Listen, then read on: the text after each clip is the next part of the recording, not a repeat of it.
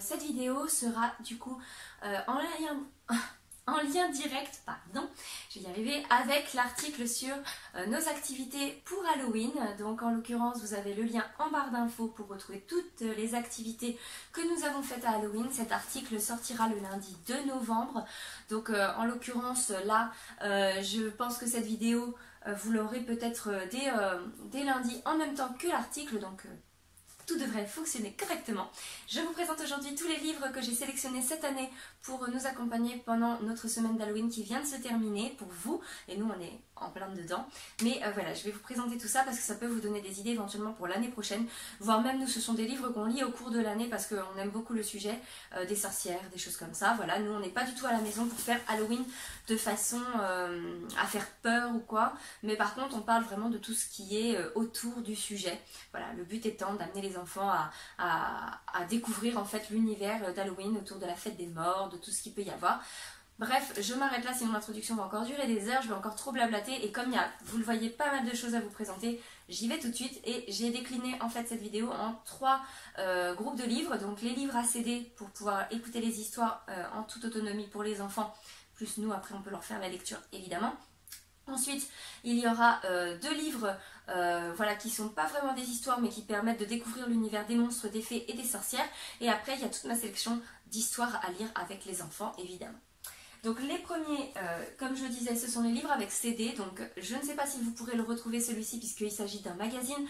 C'est les plus belles histoires de octobre 2018. Donc si jamais vous arrivez à le retrouver, sachez que c'est une idée vraiment à acheter d'occasion parce que l'histoire est très très chouette. Nous, il a bien vécu, vous le voyez, il se décroche même. Et c'est le restaurant des 3 sorcières, l'histoire. Et Noan adore cette histoire, il la connaît par cœur. Et vraiment, elle est très très très rigolote. Et c'est vrai qu'on est dans l'univers des sorcières jusqu'au bout. Mais vraiment avec le côté gentil et rigolo, voilà, de l'univers, rien qui ne fait peur du tout. Donc ça, déjà, c'est sûr et certain que c'est un favori de chez favori de mes enfants, puisque Noan, je vous dis, l'a écouté je ne sais combien de fois depuis qu'on l'a. Cette année, donc peut-être que vous pouvez encore le retrouver dans vos librairies, c'est le J'aime lire de la collection Mes premiers J'aime lire, puisque cette année, Noan, nous étions à l'époque chez Pomme d'Api au début que nous l'avons abonné à son premier magazine et nous avons transité vers Mes premiers J'aime lire depuis plusieurs mois maintenant, puisque Noan commence un petit peu à lire et surtout, en fait, il s'intéresse surtout aux histoires dans les magazines, c'est ce qui le passionne. Et le concept des CD lui avait tellement plu avec celui que je vous ai présenté juste avant que du coup, on est parti sur cette collection qui est vraiment très bien, je vous la recommande fortement si vous cherchez un abonnement pour les enfants dès 4 ans qui s'intéressent à la lecture et aux histoires longues. Allez-y, foncez, vraiment la collection est super. Et là, cette année, l'histoire c'est Trouille et Citrouille et il est vraiment super sympa puisqu'en fait c'est un petit garçon qui pour la première fois va pouvoir aller dans la rue avec les autres copains déguisés pour aller chercher des bonbons et au final il va lui arriver pas mal d'aventures ce soir-là et franchement l'histoire est très sympa et toujours pareil, pas dans le but de faire peur, voilà, c'est vraiment assez mignonnet, mais clairement je vous le recommande si vous pouvez le trouver pour le moment encore dans vos librairies. Ensuite, un livre cette fois-ci peut-être que vous pourrez peut-être plus facilement retrouver, je ne sais pas parce que ça fait déjà un moment que cette collection existe et moi je sais que je l'avais retrouvée chez France Loisirs. Ils ont une section en fait de livres qui sont déclassés parce qu'ils sont passés au niveau des collections, donc peut-être que vous pourrez le retrouver. Et c'est Marlène Jobert qui raconte l'histoire Panique chez les sorcières. Et en fait, dans cette histoire, on met en avant la musique de Jean-Sébastien Bach.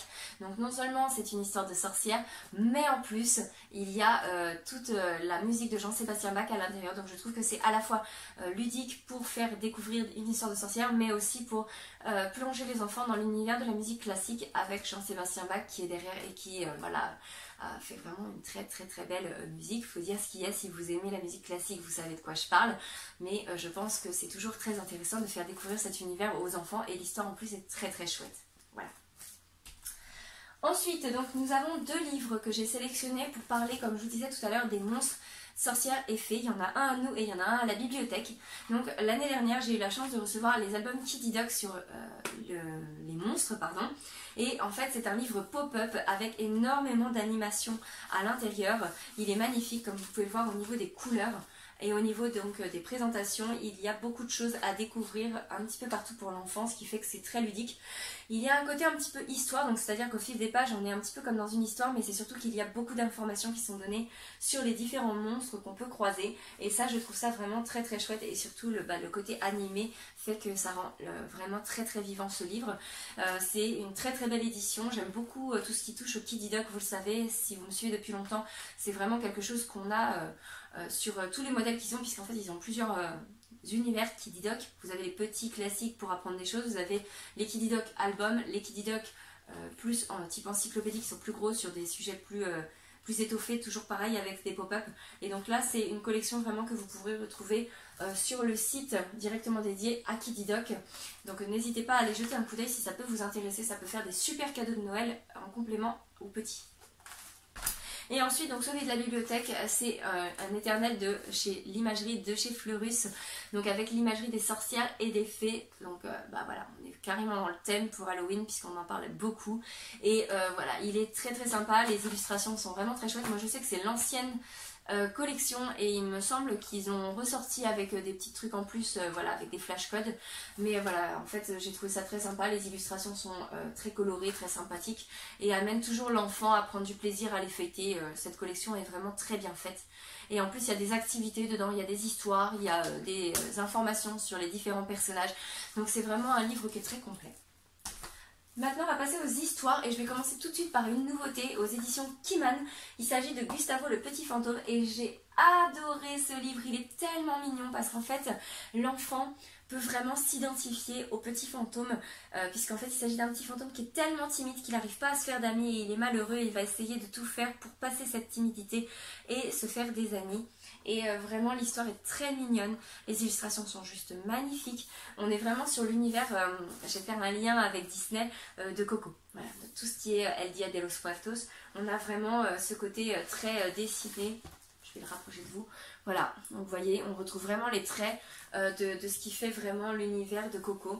Donc si vous avez aimé ce dessin animé et que vos petits l'ont aimé également, je vous le recommande fortement parce que véritablement c'est une petite pépite.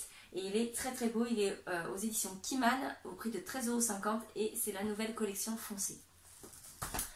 Dans l'année dernière, nous avions eu Splat et la chasse aux citrouilles. Donc là, pas d'histoire de monstre ou quoi que ce soit, mais Halloween, il y a les citrouilles creusées. Donc forcément, c'est toujours intéressant de parler de ce petit cucurbitacé. Et donc là, c'est vrai qu'avec Splat, il va lui arriver une petite aventure pour aller chercher sa fameuse citrouille. Et l'histoire est très rigolote, très sympathique. Et nous, on adore le personnage de Splat qui est vraiment très très très mignon, faut dire ce qui est. Et donc là, on est aux éditions Nathan.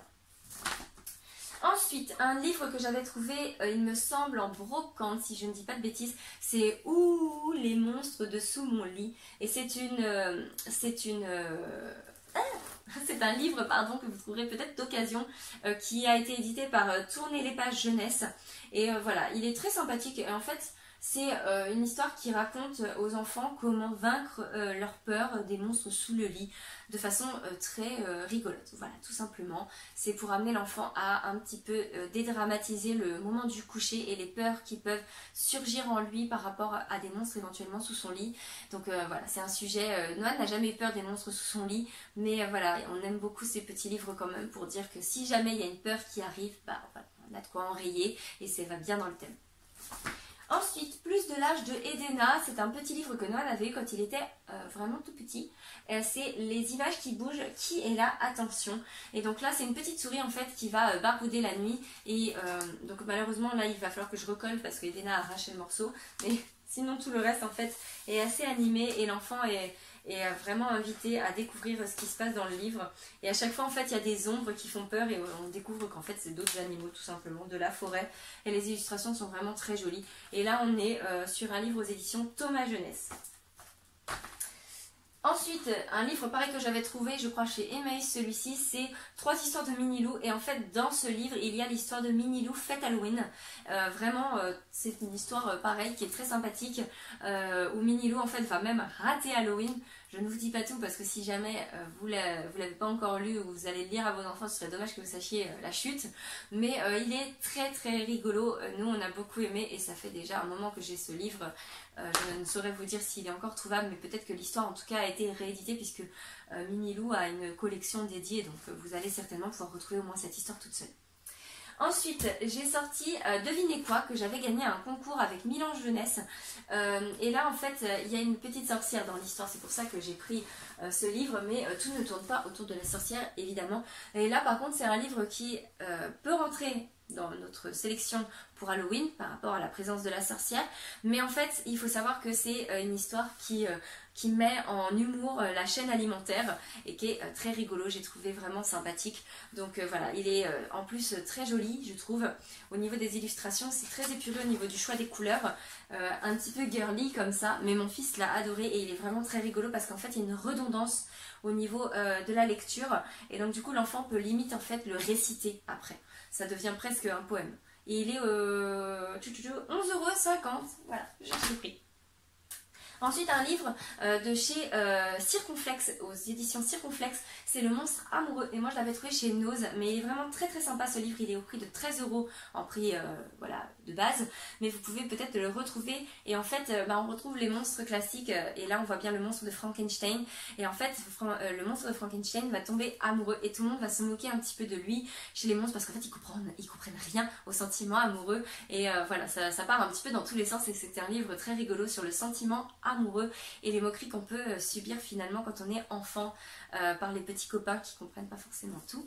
Voilà, et du coup je trouve que c'est assez sympa de faire ce parallèle avec la vie de nos enfants. Voilà. Ensuite, un livre magnifique, et je vais finir avec celui-ci, c'est aux éditions Marmaille et compagnie. C'est Sorcières, Fées et Princesses. Et en fait, ce livre est juste sublimissime. Voilà, il est un petit peu façon grimoire. Il est très précieux avec ses dorures, etc. Mais il est vraiment très très très très très très beau. Et là, pour le coup, on est sur un livre avec des histoires, des présentations de personnages. Et il y a vraiment une très très belle présentation qui est faite dans ce livre. Et voilà, il est un petit peu à l'ancienne avec des gravures très jolies. Vraiment, je vous le recommande celui-ci pour les amateurs de contes classiques et qui veulent découvrir également des contes d'autres pays, puisqu'il y a Vassila la sorcière, il y a vraiment plusieurs choses. Et là, il est à 20 € ce livre, mais vraiment, je vous le recommande fortement. Marmaille et compagnie est une maison d'édition avec laquelle je travaille depuis un petit moment maintenant et je suis une fan de tout ce qu'ils peuvent proposer parce que clairement ils ont des très très beaux livres voilà, ça vaut le coup de faire travailler des petites maisons d'édition comme Marmaille et compagnie qui commencent à vraiment avoir une belle réputation et je vous conseille fortement celui-ci, il est très très beau. Et il m'en reste un dernier et je l'ai gardé exprès pour la fin parce que vous allez voir c'est une œuvre d'art. Je vais m'étaler un petit peu plus dessus mais assez rapidement parce que je vois que j'en suis déjà à presque 13 minutes de blabla, mais je vais vous le présenter quand même parce qu'il est trop trop trop trop beau. Et il s'agit en fait d'un livre qui est en partenariat également, je tiens à le préciser. Mais c'est une œuvre d'art. Voilà, il est très important que vous le sachiez parce que ça va justifier beaucoup de choses au niveau de son prix, qui est de 19,90 €. Mais vraiment, enfin foncez, si vous êtes amateur de ce genre de livre. Bah, je vous en dis pas plus, je vous le montre.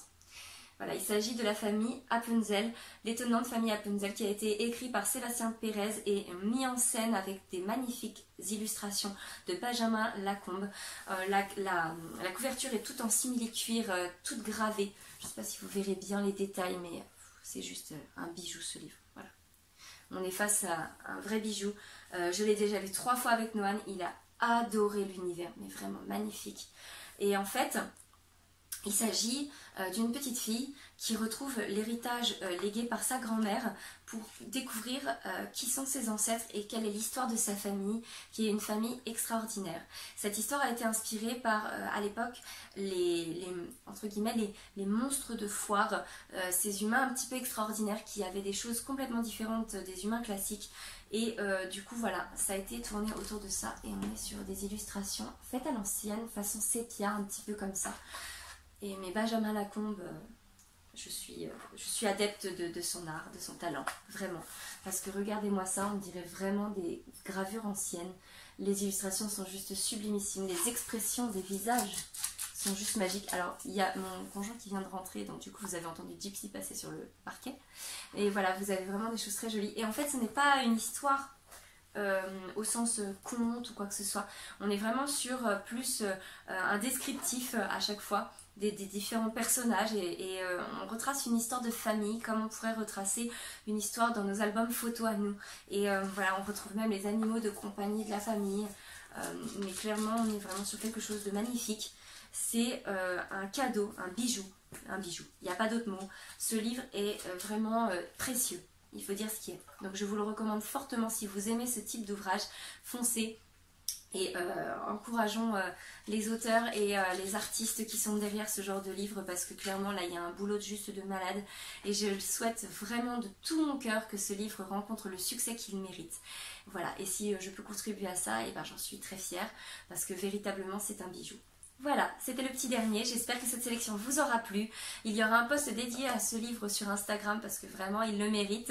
Mais en attendant, je vous invite à me rejoindre sur mes réseaux sociaux et sur le blog pour voir la suite et le détail surtout de nos activités autour de Halloween, si ça peut vous aider à préparer votre Halloween de l'année prochaine. Et sur ce, je vous dis...